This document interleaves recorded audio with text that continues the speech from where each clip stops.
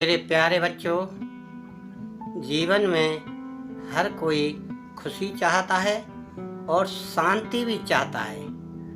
मैं इतने संदेश डालती हूँ, आपके पास भेजती हूँ और आप उन पर गौर करेंगे तो आपके घर भी सुख, शांति, समृद्धि अवश्य रहेगी। छोटी छोटी बातों में उलझकर रह जाते हैं और आपस में भिड़ जाते हैं। क्रोध आ जाता है क्योंकि हम ऐसे माहौल में रहते हैं, ऐसे माहौल में पले बड़े हैं कि वहाँ हमें जल्दी क्रोध आ जाता है और छोटे छोटे क्रोध के कारण आपस में या घर परिवार में मनमुटाव होने लगते हैं।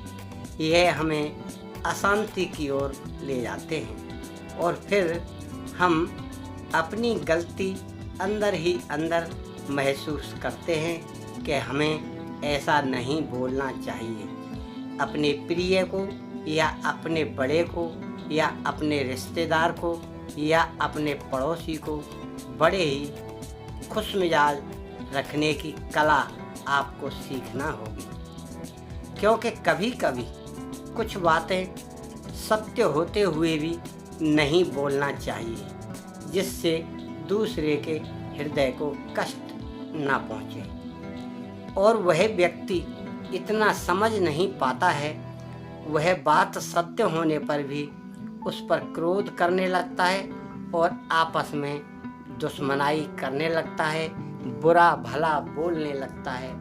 इसलिए आपको वहाँ चुप रहना ही अच्छा है।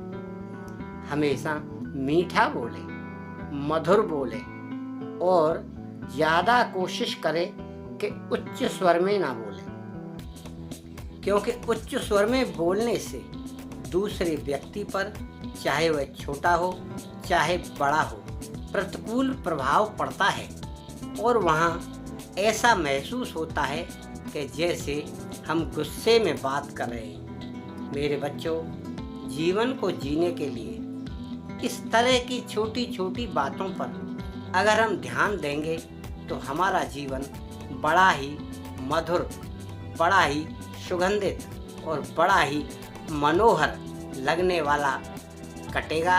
और आस पड़ोस में और मित्रों में और अपने घर परिवार के लोगों में आप एक अच्छे बच्चे की तरह माने जाओगे और हर कोई चारों ओर आपकी बड़ाई करेगा।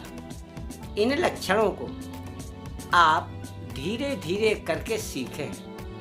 हो सकता है अनायास आपके पड़ोस में इस तरह का व्यवहार कोई ना करता हो, परंतु आप करेंगे तो आप अपने बच्चों को भी सिखाएंगे और बड़ों को भी वह तरीका धीरे धीरे सिखाएंगे। किसी बात को एकदम आवेश में आकर, क्रोध में आकर कह देना, झल्ला जाना, अति उतावलेपने से आप अपने आपे को खो देते हैं और एकदम आप क्रोधित हो जाते हैं। उस समय स्थिति आपके घर की, आपके बच्चे की या आपके पास जो भी है उसकी स्थिति भी उस तरह भयानक रूप ले लेती है और हमारा जो कुछ भी बातचीत का सिलसिला चलता होता है वह या तो बंद हो जाता है या उसका रुख मुड़ जाता है, किसी दूसरी ओर हो जाता है। जिस कार्य के लिए हम आए थे वह हमारा कार्य, इसलिए हमें यह सब बहुत ही सोच विचार कर बात करना चाहिए और सामने वाले का ख्याल भी रखना चाहिए। वह छोटा है, बड़ा है, सम्माननीय है, बुजुर्ग है, तभी हमारा जीवन बहुत ही मधुरमय चलेगा और हमें सम्मान मिलेगा यदि हम दूसरे को सम्मान देते हैं तो।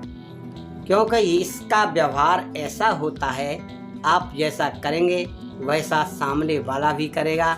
आप अपने जीवन में कहीं भी देख लेना, यानी बदले में वही चीज़ मिलती है जो आप किसी को देते हैं। जब आप देना ही नहीं जानते तो आपको मिलेगी कहाँ से।